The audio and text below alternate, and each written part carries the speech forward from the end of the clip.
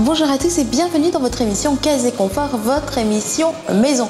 Et nous avons rendez-vous toutes les semaines justement pour parler de bonnes adresses et de bons conseils pour la maison. Aujourd'hui, nous avons sélectionné un magasin à Saint-Paul où on va parler déco parce que c'est toujours bien de donner une bonne ambiance à la maison. Mais tout d'abord, commençons par ce beau projet. Marie a décidé de transformer sa maison en maison d'hôte. Regardez plutôt. À la mer, à la montagne ou en ville, les chambres d'hôtes fleurissent. L'engouement des Français ne cesse de croître pour ce logement original et convivial. Mais pas question d'ouvrir ce type d'hébergement avant d'avoir étudié la question de près. Et ça tombe bien, puisque nous partons à la rencontre de Marie Moron, qui a fraîchement ouvert sa chambre table d'hôte dans l'ouest de l'île. Alors là, on est à Piton-Saint-Leu, à la Case Piment. Donc c'est une maison qu'on a fait construire à l'époque, il y a une dizaine d'années, plus d'une dizaine d'années. Et justement parce que bon, j'avais visité un petit peu le quartier et comme j'avais vu qu'il y avait une belle vue, et on a fait faire par un architecte la maison créole justement. Et par rapport à ça, donc j'avais des enfants et puis bon, donc on a fait une grande maison avec chambre, salle de bain, et aussitôt que les enfants ils sont partis, donc je me suis dit autant faire vivre la maison et la faire en chambre et table d'hôte.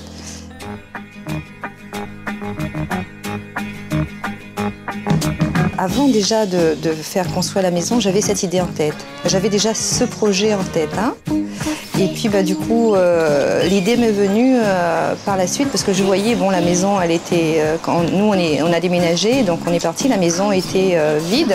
Et c'est là qu'on a voulu dire, bah, tiens, bah, pourquoi pas la transformer avec les 3 chambres qu'il y a, voir avec les Gîtes de France, bien sûr, si on peut mettre en chambre et table d'hôte. Et ce qui s'est passé, donc on a eu 3 épis avec les Gîtes de France, justement par rapport à la structure. Et donc je trouve que le cadre il est très bien, bon, avec la vue, la piscine. Et puis bon, c'est vrai qu'il faut qu'on améliore encore pas mal de petites choses. Mais ça va se faire, parce que oui, l'ouverture s'est faite au mois de janvier. Donc je pense qu'avec le temps, on va beaucoup améliorer. Pour se sentir comme à la maison, en plus de vous offrir beaucoup d'espace et de confort, Marie vous propose une chambre d'hôte créole. Oui, créole, parce que moi je suis très typiquement créole. Et alors moi, tout ce qui dit le piment, c'est pour ça que j'ai donné ce nom-là. Et vous avez la chambre, vous avez 3 chambres, donc j'ai mis les noms dessus, piment Zacha, piment Cabri, piment Martha. Et j'ai mis des plantations de piment aussi pour que je puisse en cueillir pour faire la cuisine. J'ai un piment qui s'appelle piment le diable, qui est excellent, très fort. Et franchement, et même les petits piments Martin, j'ai piment Cabri, j'ai tout ce qui dit piment. Et même en bocal aussi j'ai. Vous faites des préparations maison? Oui, je fais des préparations maison. Attention quand même, piment il poique. Ce n'est pas forcément le cas dans toutes les chambres d'hôtes, mais Marie et Jean-Yves font également table d'hôte. Et pour assurer de ce côté-là, ils ont fait appel à un jeune chef talentueux qui s'occupera également de vous accueillir et de vous chouchouter pendant votre séjour. Ici, on fait les rougailles saucisses, le carré poulet. On fait aussi la cuisine française parce que c'est un chef, c'est quelqu'un qui a travaillé dans des grands restaurants. Donc, il fait de la cuisine gastronomique aussi. Et Jusqu'ici, j'ai eu que des bons retours au niveau des... Même moi, j'ai goûté sa cuisine, bœuf bourguignon. Il fait même la cuisine halal pour les personnes, parce qu'on a quand même une communauté ici voilà, qui le souhaite. C'est pour ça que les gens, quand ils appellent, ils peuvent souhaiter ne pas manger telle ou telle chose, comme le porc ou certaines choses. Donc ça, c'est très bien de réserver à l'avance, de façon que le cuisinier, lui, peut mettre en place ce que vous souhaitez. En plus de vous mijoter de bons petits plats, Fabrice a également de bonnes idées pour vous faire profiter de ce cadre ensoleillé entre amis ou en famille. Et justement maintenant, il va organiser des barbecues pour faire venir un petit peu plus les gens, sans que les gens dorment, hein, ils ne sont pas obligés. Par exemple, un week-end, vous voulez sortir et puis faire avec vos amis une journée barbecue, il va organiser ça autour de la piscine, donc ça je trouve que c'est sympa, c'est ses idées à lui, donc on partage nos idées ensemble et il est charmant, donc tout le monde l'apprécie pour ce qu'il fait. Pour ceux qui souhaitent se lancer dans l'aventure, sachez que la location de chambre d'hôte doit répondre à des critères précis, comme être accompagné de prestations telles que le petit déjeuner. Mais si vous êtes prêt à franchir le cap, les démarches administratives sont ensuite assez simples. Déjà, bon, il faut se renseigner. Moi, je me suis renseignée justement avec les Gîtes de France. C'est quoi, qu'est-ce qu'il fallait faire. Et puis, tout compte fait, c'est des personnes formidables, hein, les Gîtes de France, donc l'IRT. Donc, ils m'ont donné, ils vous suivent vraiment jusqu'au bout, hein, dans toutes les démarches à suivre. Ils viennent même chez vous pour voir si le cadre il est bien pour faire ce genre de choses. Ils vous aident énormément. Et puis, après, ça suit tout seul. Hein, en 2 mois, le temps de rassembler un numéro de tirette, c'est rapide. Et puis, faire le nécessaire. Et ça prend pas beaucoup de temps, hein, donc en 1 mois tout est fait. Hein. Et puis faire un petit stage pour l'hygiène et ainsi de suite. Donc, et ça se fait aussi rapidement. On peut le faire en même temps qu'on ouvre le cadre. Avant de faire le pas, il ne faut pas oublier qu'ouvrir des chambres d'hôtes nécessite du temps. Entre la gestion des réservations, l'entretien, la préparation des petits déjeuners, les moments à réserver aux visiteurs pour les accueillir, les informer ou tout simplement discuter avec eux, il reste peu de temps libre. Mais c'est aussi et surtout un bonheur de pouvoir partager des moments chaleureux avec vos hôtes. Ah oui, moi je suis contente quand je vois, parce que mon travail aussi avec une centrale de réservation, et quand je vois les réservations arriver, tout ça, je dis, et quand les gens sont contents, ça me fait vraiment plaisir, parce que je vois avec les commentaires, parce qu'on a mis une fiche de satisfaction, et les gens laissent des commentaires, et ils m'appellent même pour me dire qu'ils ont passé un super moment, et ça c'est du bonheur, je veux dire, hein, parce que entendre les gens être contents de votre maison, d'être bien, c'est super. Pour ouvrir des chambres d'hôtes, il faut donc être prêt à opter pour ce mode de vie bien particulier où vous partagez votre toit avec des hôtes de passage. Mais cette formule conviviale marche bien puisque l'on compte plus de 70 000 chambres d'hôtes en France. En tout cas, merci Marie de nous avoir accueillis à Casse-Tipiment et d'avoir partagé avec nous votre expérience. On vous souhaite beaucoup de réussite dans votre nouvelle activité.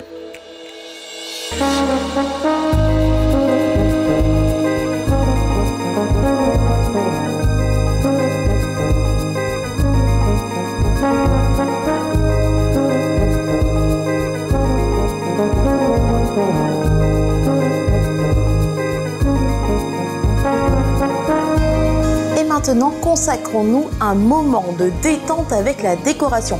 Je vous emmène à Saint-Paul pour découvrir une nouvelle bonne adresse et peut-être trouver ce petit quelque chose qui manque à votre maison.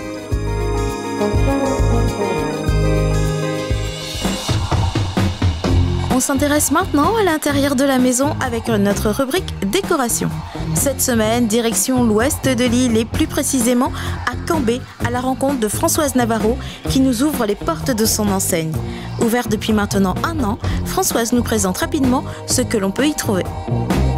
Du luminaire, du mobilier intérieur, extérieur, du tissu, essentiellement du lin, et puis des objets déco, des miroirs, des vases, au fur et à mesure du temps, suivant la demande de la clientèle, on apporte de nouveaux produits. Elle est très demandeuse de produits, il faut tout le temps changer, donc il faut quand même arriver à s'adapter. Ce n'est pas le plus facile. C'est vrai que la clientèle peut parfois s'avérer exigeante. Justement, trouvez-vous que les Réunionnais soient de plus en plus friands de décoration ? Oui, bien sûr que les Réunionnais aiment la décoration, ils ont beaucoup de projets. Même ceux qui n'ont pas de projet, il y a les gens qui habitent depuis longtemps dans leurs appartements ou maisons et qui ont envie de changer parce qu'on a envie de changer, on en a assez d'avoir le même fauteuil depuis 10 ans. Et donc ils sont très proches de la décoration, je trouve, très proches. Et puis on leur donne aussi des facilités, je veux dire, ils peuvent acheter une table et puis acheter leur chaise en même temps. On peut s'arranger avec eux pour que, au niveau du budget, ça puisse passer facilement. Donc tout se passe bien. Parlez-nous maintenant des tendances. Quelles sont les principales demandes de vos clients ? Il y a beaucoup de demandes sur les canapés fauteuils, énormément. Sur les petites tables aussi, évidemment, qui viennent accompagner tous ces fauteuils. Et c'est parce qu'en fait, c'est devenu un peu, le canapé, c'est devenu aussi un endroit où on va éventuellement dîner, prendre l'apéritif, mais aussi dîner sur des grandes tables. C'est quand même vraiment la tendance. L'achat de mobilier représente souvent un investissement important. Comment reconnaître la qualité, choisir le revêtement ou s'assurer de sa longévité ? Françoise nous met sur la voie pour faire le bon choix. Alors ce qu'il y a, c'est qu'en fait, effectivement, il faut bien déterminer, il faut que la clientèle soit bien précise sur ce qu'elle veut. Soit elle veut quelque chose pour mettre sur sa pelouse ou près de sa piscine, ou si alors c'est sur sa terrasse qui est abritée. Si c'est sur sa terrasse abritée, il n'y a aucun problème technique. Je veux dire, on peut mettre absolument tout ce que l'on veut. Mais effectivement, si on veut mettre ça dans son jardin, sur sa pelouse ou près de la piscine, il faut rentrer dans des qualités soit de bois qui sont traités et faits pour ça. Il faut bien interroger ça, il faut que les tissus soient traités UV, sinon au bout de 2-3 mois ça n'a plus de couleur. Donc on met l'accent là-dessus aussi pour que le client soit satisfait et leur dire véritablement si on peut ou pas mettre près de la piscine ou si on peut pas. Voilà, tout simplement. La tendance actuelle est au homemade ou fait maison si tu veux. Mais pas besoin d'être un bricoleur confirmé pour créer sa lampe déco et unique de A à Z. Suivez le guide. Vous avez moyen de, effectivement, choisir votre fil, votre plafonnier, votre douille et votre ampoule comme vous le souhaitez. Ça vous permet d'installer au-dessus d'une table ou d'un bar ou ailleurs à des niveaux différents et changer de couleur. Ou si vous achetez une boule noire et blanche, vous pouvez mettre un fil noir ou un fil blanc, vous faites ce que vous voulez. Vous choisissez, c'est le libre service. Et de plus en plus, la tendance est au fil apparent. Les longues lignes verticales créées par les fils offrent plus de hauteur à la pièce et donnent une impression d'éléments flottants dans le vide. Mais parlons maintenant de linge de maison. Il semblerait que Françoise soit fascinée par le lin. Effectivement, j'ai une adoration pour le lin. Mais bon, je pense qu'il y a beaucoup de monde, beaucoup de personnes qui sont comme moi. Et j'ai trouvé un fournisseur au mois de janvier et qui m'a fait une proposition formidable au niveau coloris, au niveau mélange de couleurs aussi, avec un système de housse très innovant. Tout est très fignolé. Je veux dire, il faut venir nous voir, il faut venir au comptoir pour découvrir ces produits en lin. L'invitation est lancée. Dès le 9 mars 2015, il sera obligatoire d'avoir installé un détecteur de fumée dans chaque logement. Souvent peu esthétique, vous allez pourtant voir que la sécurité peut aussi être belle. En fait, on a trouvé un designer finlandais qui a fait 2 modèles dans différentes couleurs et qui sont fort jolis. Et en fait, les gens commencent à s'intéresser à ça parce que de toute façon, ça sera bientôt obligatoire dans les constructions et tout. C'est d'une facilité pour la pose qui pose aucun problème technique.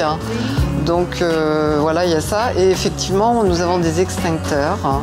Et c'est un classique, mais décoré. Je veux dire, donc vous pouvez mettre ça dans votre cuisine, dans votre salon, où vous voulez. Et voilà, ils sont garantis. Enfin, je veux dire, le client, il part avec un produit fiable. et il peut être que content. Pour finir, même question que d'habitude, que peut-on offrir à quelqu'un qui organise sa crémaillère? Crémaillère, en général, il manque toujours plein de choses. Donc le problème est facile à régler, je pense. On rentre dans le magasin et puis on regarde, on peut avoir besoin d'un miroir, on peut avoir besoin d'une lampe, même d'un petit fauteuil pour mettre dans le coin d'une chambre, ou d'un petit fauteuil enfant, ou... Tout est possible, tout est possible. Et voilà, notre visite s'achève ici. Merci Françoise Navarro d'avoir répondu à nos différentes questions et de nous avoir fait découvrir votre enseigne. Quant à nous, on se quitte sur ces images, mais on se retrouve très vite pour une nouvelle rubrique consacrée à la décoration de sa case.